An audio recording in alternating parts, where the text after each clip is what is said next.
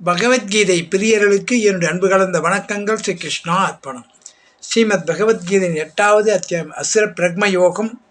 இதில் 18வது ஸ்லோகத்தில் பகவான் என்ன சொல்கிறாருன்னா, பிரம்மாவுக்கு எவ்வளோ ஆயுசுனா 100 வயசு. ஒரு நாள் என்பது 1000 யுகம் கொண்டது. ஒரு நாள் பகல், அவர் இரவுக்கு ஒரு 1000 யுகம். இப்படி அவர் ஆயுள் காலம் சொல்லியிருந்தாங்க. இப்போ நமக்கு எப்படி பிரளய காலத்தில் எப்படி இந்த அண்ட சராசரம் போய் ஒடுங்குது, அது நிஜமா அப்படின்னு நம்மளுக்கு ஒரு சந்தேகம் வருது இல்லையா? இந்த சூரியன், சந்திரன், பூமி எல்லாம் போய் பிரம்மா கிட்ட போய் அடைக்கலம் ஆகிடும். இரவு நேரத்துக்கு, அவர் தூங்குற நேரத்துக்கு, அவர் விழிக்கிற 1000 யுகத்துக்கு ஒரு பிற்பாடு தான் நம்ம பகலில் வெளியில் வரோம். 1000 யுகம் நம்ம தூங்குற இடத்துக்கு போயிடுறோம். பிரம்மாவின் இதுவில் எவ்வளோ நாள் பொறுத்து மறுபடியும் யுகங்கள் உண்டாகுது பாருங்கள். இப்போ நம்ம இந்த விஷயத்துக்கு வரும். இது எப்படி நம்ம நம்புறது? அதுதான் பகவான் நம்மளுக்கு எல்லோரும் கையிலே வச்சுக்கிறார். உள்ளங்கை நெல்லிக்கனின்னு சொல்லுவாங்க இல்லையா? அது மாதிரி எல்லாம் நமக்கு முன்னாடியே வச்சுக்கிறார்.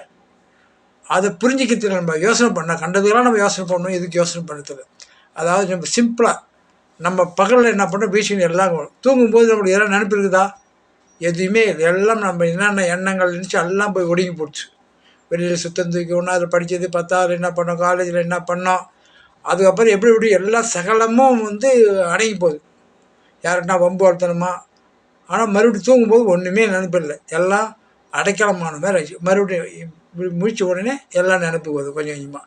அதே மாதிரி பிரம்மாவின் பகல் வரும்போது எல்லாம் தூங்கி இந்த எல்லா அண்ட சராசரம் போய் அடைக்கலம் ஆகிட்டு கொஞ்சம் கொஞ்சமாக விழிப்படையும். பகல் வரும்போது பகல் பூரா இந்த 1000 யுகம் முடிஞ்ச உடனே இரவு வரும், மறுபடியும் போய் அடைக்கலம் ஆகி. இதாங்க இது சொல்கிறதுக்கு ஒரு கன்ஃபியூஸ் மாதிரி தெரியும்.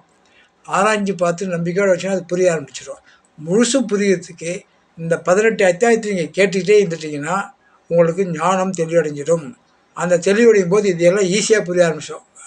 என்னென்ன சொல்லிக்கிறாங்களோ ஒரு பழமொழி சொல்லியிருப்பாங்க, மனமது செம்மையானால் மந்திரங்கள் ஜபிக்க தேவையில்லைன்னு சொல்லிட்டு. அதை நீங்கள் அனுபவப்பூர்வமாக பார்ப்பீங்க. ஒவ்வொன்றுத்தையும் என்னென்ன பழமொழி சொல்லிக்குதோ அத்தனையும் உங்களுக்கு கண்கூடாது தெரிய ஆரம்பிச்சிடும். இதுதான் பகவத்கீதை மகிமை. ஓம் சக்தி ஓம். ஓம் தத் சத். கிருஷ்ணா அர்ப்பணம்.